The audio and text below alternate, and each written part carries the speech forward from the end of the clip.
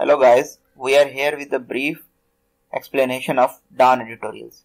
We will explain meaning of difficult words, idioms, discourse markers. Our first editorial is about Buzdar speculations. The fate of Punjab Chief Minister, who is Usman Buzdar, has become a permanent feature of the country's political discourse. What is political discourse? Political discourse is the formal exchange of reasoned views as to which of several alternative courses of action should be taken to solve a societal problem. A similar round of speculations about his status erupted in the wake of Senate elections. Speculations means theorizing, hypothesizing, supposition or guesswork, and erupted means breakout, flare up or blown. However, is a discourse marker. So far, there is no clear indication that he is on his way out. The larger problem is the poor record of governance in Punjab. That is bad governance in Punjab. And what is bad governance? Failure of waste management system or frequent reshuffling of senior officials. In most areas of government of chief ministers, Buzdar has been found wanting. In addition, again a discourse marker, weak political management has led to disgruntlement among the ruling coalition parliamentarians from the province. Disgruntlement means condition of being dissatisfied. In the last 2 years, there has been a visible attempt by PTI's federal leadership to run Punjab's affairs from Islamabad. The results have not been encouraging. Yet Prime Minister Imran Khan continues to reiterate that Mr. Buzdar is most suitable person for the job. Reiterate means saying one thing again and again. This despite the fact that people in his own party and allies have been advising him to rethink his decision to keep him out as chief minister. This is linked to an increasing tempo of pulls and pushes by the aspirants from within the ruling coalition to elbow their way into the province top office. Within the PTI, there is a long list of aspirants who have been lobbying to replace Mr. Buzdar. From among the allies, PMLQ leader and Speaker of Punjab Assembly, Chaudhry Parvez Ilahi, is seen as the strongest candidate. However, the PTI leadership is said to be reluctant to hand over the reins of province to the allied party. Reluctant means careful. The PPP is also eyeing an in-house change in the Punjab Assembly by roping in the PMLQ and having the PMLN lend its support. For now, there is a little headway on this front. It is the performance of the present chief minister is an indication of how things will be managed ahead. It is hard to see the kind of betterment happening in Punjab as claimed by the ruling party. This means with each passing day, the poor governance will start to weigh heavy on the PTI's re-election prospects in the province.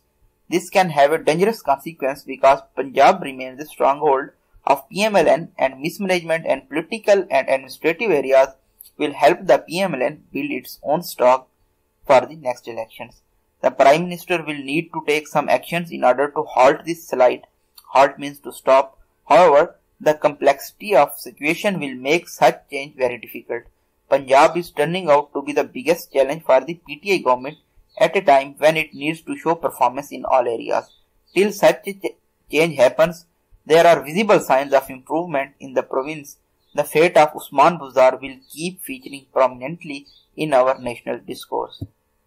Pakistan is considered as a surveillance state. There is a long record of known unknowns in Pakistan keeping tabs on individuals for purposes not consistent with fundamental rights guaranteed under the Constitution. On Friday, the PMLN blasted the Intelligence Bureau, the premier civilian spy agency, for targeting it at the behest of Prime Minister Imran Khan. Behest means instruction or bidding of Prime Minister Imran Khan. The party's Secretary General Ahsan Iqbal accused the IB, which reports directly to the Premier, of being instrumental in harassing and concocting false cases against the PML leadership. Concocting means prepare, to make, put together or assemble. He remained the agency that was the PMLN that had strengthened the IB's capabilities for fighting terrorism and urged it not to pursue the political agenda of the PTI government as they are not bound by the constitution to accept any such unlawful orders. Such accusations are not new. Successive governments in past arbitrarily means unjustly expanded the role of agencies into domestic policies to keep the opposition in check. The task was made simpler by the fact that there is no law defining the jurisdiction of three key agencies. Meanwhile, is a discourse marker. Unelected forces have used some of those organizations to maintain an upper hand over politicians across the spectrum. In 2011, the Prime Minister Yusuf Raza Gilani referred to one particular agency as state within a state. Ironically, again a discourse marker, it was a civilian premier Zulfikar Ali Bhutto who created the political cell in ISI. The purpose of cell was a departure from agencies focused on monitoring threats to the country's territorial integrity and security of its people. It took the premature end of the several elected governments through the 1990s for politicians to realize that using intelligence agencies against each other is a double-edged sword that renders the democratic process perennially unstable. By 2006, Benazir Bhutto and Nawaz Sharif had agreed in the Charter of Democracy to curb these organizations' influence and power during the PTI government's tenure. However, the opposition has repeatedly denounced intelligence agencies as being part of witch hunt against them by NAB and other law enforcement agencies. PML and Vice President Maryam Nawaz has also held the IB responsible for electoral malpractices in the recent Daska by-election. In his judgment on Faizabad Dharna in 2017, Justice Qazi Faiz Isa wrote, so you can quote something like this, you will place a colon and then inverted commas. To best ensure the transparency and rule of law, it would be appropriate to enact laws which clearly stipulate the respective mandates of the intelligence agencies, inverted commas closed. Stipulate means to specify, set down, lay down. There is certainly some merit to that, but who will bell the cat? Bell the cat is an idiom which means agree to attempt an impossibly difficult task that if achieved will benefit the entire community. Next editorial is about State Bank's monetary policy. The State Bank decision to keep an easy monetary policy in place is a clear sign that it does not want to upset the ongoing economic recovery. The decision signals to the bank's willingness to hold steady interest rates in the near term to support recovery until it becomes more durable and the economy returns to full capacity. Yet the bank has kept its door open for measured and gradual adjustments to achieve mildly positive real interest rates going forward. The State Bank's dovish monetary stance. What is dovish monetary stance? It means situation and associated implications for actions. It means a relaxed situation, not an aggressive one. Is in line with broader market expectations and the global trend of central banks supporting recovery from the effects of coronavirus. It is therefore is in between the double commas. It is also a discourse marker. Double commas never will break the flow of sentence. It is therefore safe to assume that the low interest rates environment will continue for a while despite revival of IMF program and higher world oil and food prices fueled by stronger global growth projections that could feed into domestic inflation. In a departure from its pre-virus contractionary monetary policy stance and with the average headline inflation expected to remain close to upper end of the projected range of 7% to 9% this fiscal. The bank is maintaining interest rates in negative territory at 7% for the past 9 months to help business fight the adverse impact of pandemic, boost industrial output and avoid cancelling investment plans. Another major reason for the bank to maintain this policy is to offset the potential impact of contractionary fiscal policy on economic growth and investment. Given that fiscal policy is expected to remain contractionary to reduce public debt, it is important for the monetary policy to be supportive of growth and investment as long as the second round effects of recent increases in administrative prices and other one-off supply shocks do not materialize and inflation expectations remains well anchored, the bank noted. Indeed, is again a discourse marker. This response to the pandemic has played a key role in economic recovery underway since last year. LSM means large-scale manufacturing has expanded by 7.9% in the first 7 months of fiscal compared to 3.2% contraction during the same period of previous year. So we have highlighted the facts and figures in green. so that you can put them in your asset to strengthen your argument.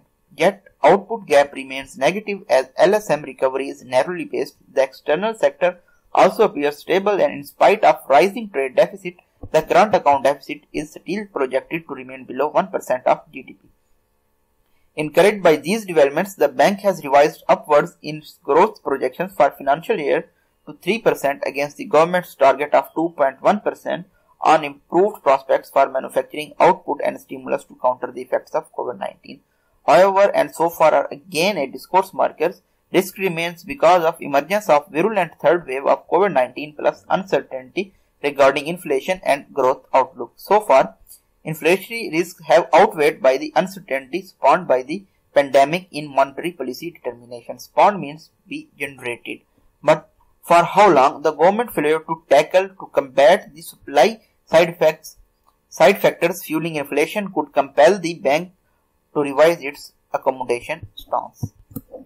So, Pakistan is planning a cricket tour towards South Africa and the COVID-19 challenge looms large. Looms large mean to have a great importance or influence for the Pakistani cricket team as it prepares to start on its tour of South Africa and Zimbabwe later this week. The 35-member squad is led by batsman Babar Azam and will play 3 ODIs and 4 T20s in South Africa before travelling to Zimbabwe for 2 tests and 3 T20s. What is timid means? Timid means lacking courage and fearful. Daunting means a very difficult task, difficult to deal with, and lamentable means with passionate grief, and besides me is also a discourse marker. These were the difficult words in this editorial and important facts. A virulent wave. Pakistan's third COVID wave has seen an alarmingly a jump in positive coronavirus cases, with the most recent figures released by NCOC showing a national positivity rate of approximately 10%. Rampantly means rising quickly. Unambiguous means very clear message. In fact, is a discourse marker, and skepticism means doubt, and imperative means very necessary. Inevitable means mandatory. Throttle means done with great speed and enthusiasm. Enormous means very big price. A journalist named Ajay Lalwani was murdered in Sindh Sakhar districts. This is a perilous pursuit. Perilous means very dangerous, fraught with danger, hazardous or risky, and pursuit means activity. So the journalism is very perilous pursuit. And apprehension means, we can see that apprehension means anxiety, alarm, uneasiness of the journalist is genuine. Killers of Aziz Memon are still unknown, who was murdered in 2020 in Nowshera Feroz. Moreover, is a discourse marker. Sadly, is also a discourse marker. According to the Council of Pakistan's newspaper editors, 10 reporters were murdered in the country last year. Intimidation means to terrify, scare, alarm or terrorize, and dubious means very doubtful, uncertain and unsure. Thank you so much. This was all about today's Dawn editorial. Don't forget to subscribe our channel for the latest updates.